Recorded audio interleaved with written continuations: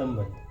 7वें अध्याय के पहले श्लोक में अपने समग्र रूप का ज्ञान कराने वाले जिस विशेष को सुनने के लिए भगवान ने अर्जुन को आज्ञा दी थी तथा दूसरे श्लोक में जिस विज्ञान सहित ज्ञान को पूर्णतया कहने की प्रतिज्ञा की थी उसका वर्णन भगवान ने 7वें अध्याय में किया। उसके बाद 8वें अध्याय में अर्जुन के 7 प्रश्नों का उत्तर देते हुए भी भगवान ने उसी विषय को स्पष्टीकरण किया, किंतु वहाँ कहने की शैली दूसरी रही। इसीलिए 9वें अध्याय के आरंभ में पूर्ण विज्ञान सहित ज्ञान का वर्णन करने की प्रतिज्ञा करके उसी विषय को अंग प्रत्यंगों सहित भली भांति समझाया। तदंतर दूसरे शब्दों में पूर्ण उसका स्पष्टीकरण करने के लिए 10वें अध्याय के पहले श्लोक में उसी विषय को पूर्ण कहने की प्रतिज्ञा की और 5 श्लोक द्वारा अपनी योग शक्ति विभूतियों का वर्णन करते 7वें श्लोक में उनके जानने का फल अविचल भक्ति योग की प्राप्ति बतलाई। फिर 8वें और 9वें श्लोक में भक्ति योग के द्वारा भगवान के भजन में लगे हुए भक्तों के भाव और आचरण का वर्णन किया और 10वें तथा 11वें में उसका फल अज्ञान जनित अंधकार का नाश और भगवान की प्राप्ति करा देने वाले बुद्धि योग की प्राप्ति बतलाकर उस विषय का उपसंहार कर दिया। इस पर भगवान की विभूति और योग को तत्व से जानना भगवत प्राप्ति में परम सहायक है। ये बात समझकर अब 7 श्लोक में अर्जुन पहले भगवान की स्तुति करके भगवान से उनकी योग शक्ति और विभूतियों का विस्तार रहित वर्णन करने के लिए प्रार्थना करते हैं। अर्जुन उवाच पर ब्रह्म पर दाम पवित्र परम भावन पुरुषन शाश्वतन दिव्य मादिदे व मन विभुम आहु सत्वा मृष्य सव्रे देवर शर नारदस तथा असितो देवलो व्यास स्वयं चैव ब्रविषि में।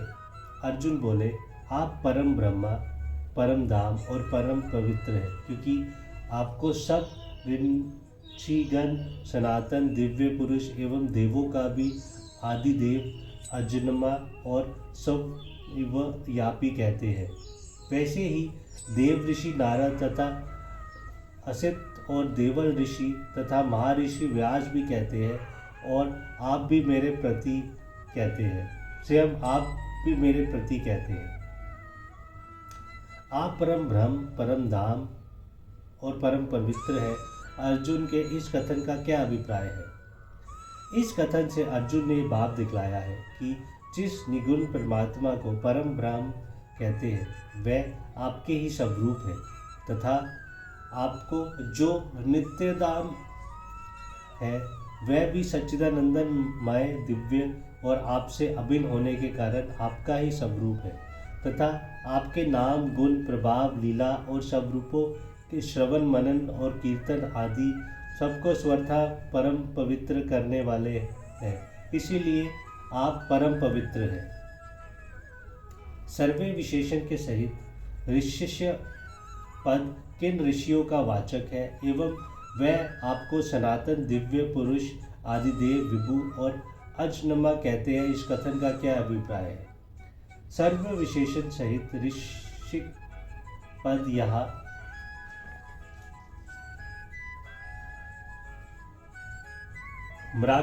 मार्कंडेय अधिकरा आदि समस्त ऋषियों का वाचक है और अपनी मान्यता के समर्थन में अर्जुन उनके कथन का प्रमाण दे रही है। अभिप्राय ये है कि वह लोग आपको सनातन नित्य अग्रज रहने वाले शस्य विनाश रहित दिव्य स्वत प्रकाश और ज्ञान स्वरूप सबके आदि देव तथा अजन्मा उत्पत्ति रूप विकार से रहित और सर्वव्यापी बतलाते हैं। अंत आप परम ब्रह्म परम धाम और परम पवित्र है, इसमें कुछ भी संदेह नहीं है। देव ऋषि का क्या लक्षण है और ऐसे देव ऋषि कौन कौन है?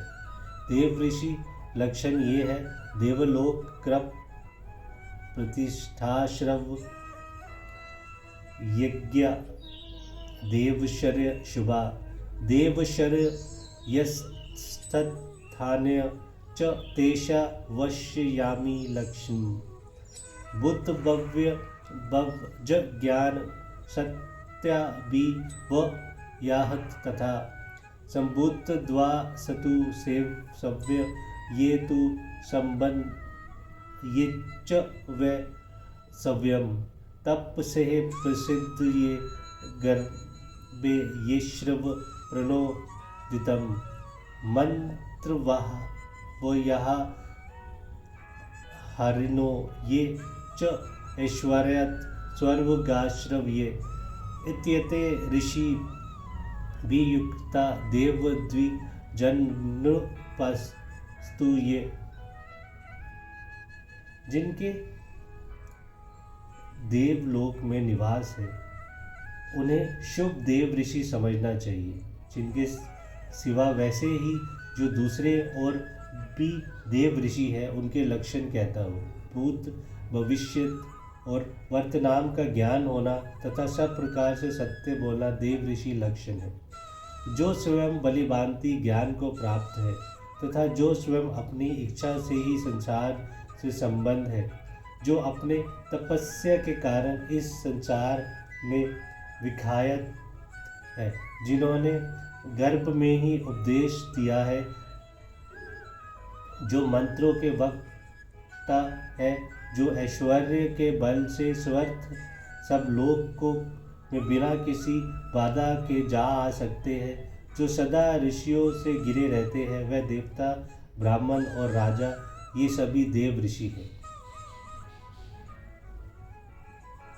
देव ऋषि अनेकों हैं, जिनमें कुछ नाम ये हैं: देव ऋषि धर्मपुत्र तु ना नरा नारायण ना वुभो, बालखिल्य कृतु पुत्र कद्रम पुल हस्यतु, पवृतो नारद चेव कश्यमस्या तम जावुबो, ऋषिनिति देवान यस्मते तस्मा शेवर्ष स्मृतु। धर्मों के दोनों पुत्र नर और नारायण, कर्तु के पुत्र बाल खिल्य ऋषि, पुलह के पुत्र कद्रम, पर्वत और नारद तथा कश्यप के दोनों ब्रह्मवादी पुत्र, असित और वत्सल ये चूंकि देवताओं को अधीन रख सकते हैं, इसलिए इन्हें भी देव ऋषि कहते हैं। देव ऋषि नारद, असित, देवल और व्यास कौन है? अर्जुन ने खास तौर से इनके नाम क्यों गिनाए और इन्हें भगवान श्री कृष्ण की महिमा में क्या कहा था? देव ऋषि नारद, असित, देवल और व्यास ये चारों ही भगवान के यथार्थ तत्व के जानने वाले, उनके महान प्रेमी भक्त और परम ज्ञान महर्षि हैं। ये अपने काल में बहुत ही सम्मान्य तथा महान सत्यवादी महापुरुष माने जाते हैं। इसी से इनके नाम खास तौर पर गिनाए गए हैं और भगवान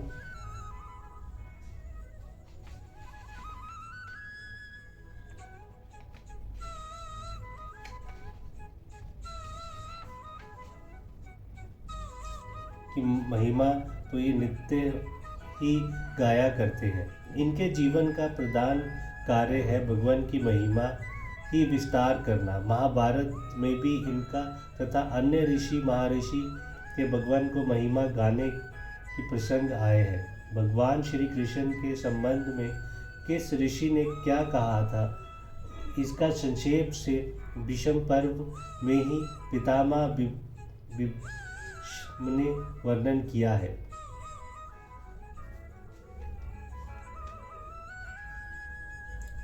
आप स्वयं भी मुझसे कह रहे हैं, इस कथन का क्या अभिप्राय है? इस कथन से अर्जुन ये बात दिखलाते हैं कि केवल उपयुक्त ऋषि लोग ही कहते ये बात नहीं है। स्वयं आप भी मुझसे अपने अतुलनीय प्रभाव की बात इस समय भी कह रहे हैं। अंत में जो आपका साक्षात परमेश्वर समझता हूँ ये ठीक ही है। जय श्री कृष्ण, जय भगवान। हरे कृष्णा।